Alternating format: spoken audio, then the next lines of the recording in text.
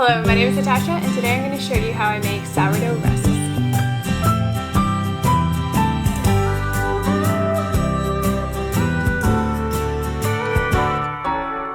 Now, our family is from South Africa, and we eat a lot of rusks. It's almost like a staple food in South Africa. We dunk it into our coffee or tea, and it's basically just a cookie kind of thing that pairs well with teas and coffees. It's sort of like Biscotti, but it's just a bit thicker, and it will become kind of moist and crunchy as you dunk it into your coffee or tea and then eat it. Now, it was so nice for me when I found this way that you can turn this rusk recipe into a sourdough recipe, because if you don't know already, sourdough is so healthy for you. Basically, the sourdough starter eats at the flour, which makes it more readily available for your body to consume. And that just takes this floury product and makes it healthier for you. If you're using a quality flour, you are gaining all of the nutrients from the wheat and having it broken apart by this living organism inside of the dough, which is bringing all of those nutrients to the forefront and giving your body a good supply of nutrients. So sourdough is one of my favorite things, and I'm learning how to insert that into all of our baked goods, just because why wouldn't you want your flour in a way that is better for your body? Anyway, I'll digress. Back to the recipe. You can print it out. I've got it linked down below on our blog. But let me walk you through how easy it is to make it. And maybe you want to try it if you like also dunking things in your coffee or tea. Let's get into this recipe.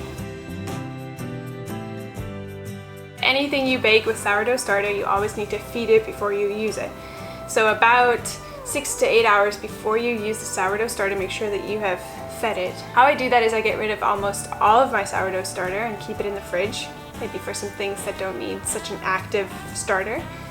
And then I feed whatever's left over in the bowl with some flour and water, and whatever kind of sourdough starter is stuck in the bowl will eat away at the flour and water that I just fed it.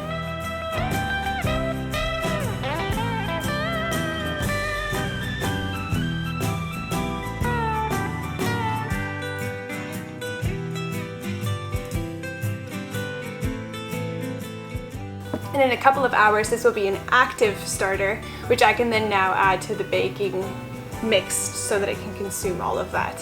Now, right at the beginning, I start by greasing 2 sheet pans with butter.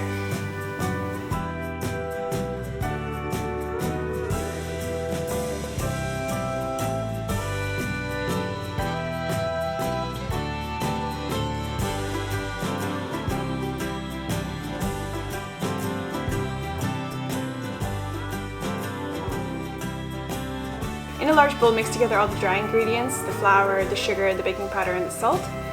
And then add in the butter and sort of mix it between your fingers so that the butter incorporates well with all of the dry ingredients.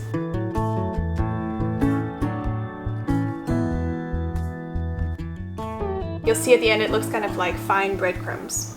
Now, in a separate bowl, mix together all the wet ingredients. That'll be the buttermilk, the sourdough starter, and the eggs.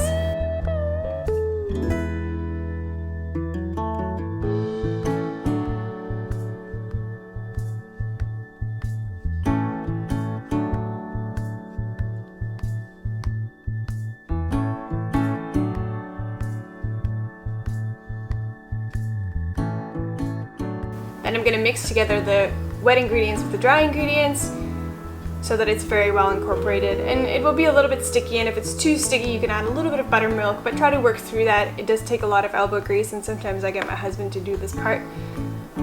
But basically there should be no dry bits by the time you're done mixing. And then I press it down into the sheet.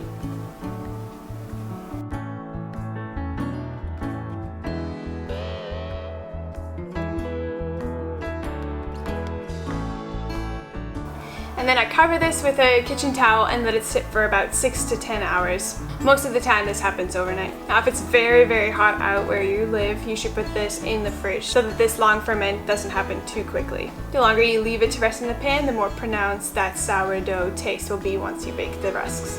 After the long fermentation, bake the rusks in the oven at about 350 degrees Fahrenheit for about 30 minutes or until golden brown. That's about 45 minutes from my oven, so just check for yourself. Start with 30 minutes and then keep an eye on it. As soon as it's golden brown at the top, you know it's ready to go. I do a double check, just adding a fork to the center of the dough and making sure that there's no dough stuck to the fork. That way I also know it's cooked all the way through. Take the pan out of the oven when it's ready and let it cool in the pan for a little bit on your countertop. Now once it is cooled, I use a butter knife to make the slices into the rusks about the size that I want to dry out these rusks. The size that seems appropriate to be dunking into a coffee cup. And then I separate all of my slices onto sheets and return it back into the oven to dry out for about 3 hours at 220 degrees Celsius.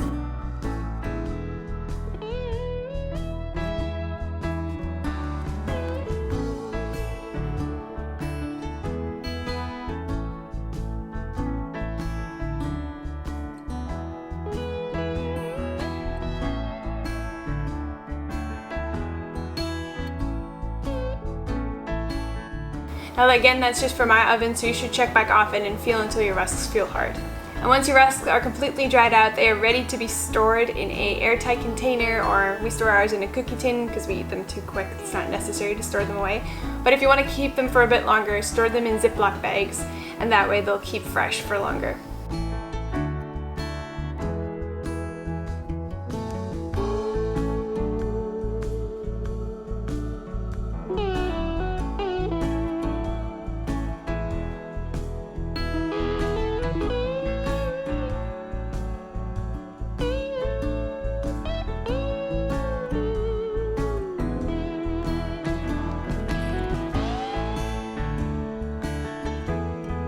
And that's how simple it is to make sourdough rusks. And if you don't know what they are, or if you've never had them before, you should definitely try and make them once and taste what they taste like. I tell you, it will change your coffee time I'll tell you, it'll change your coffee and tea time having this nice sweet addition.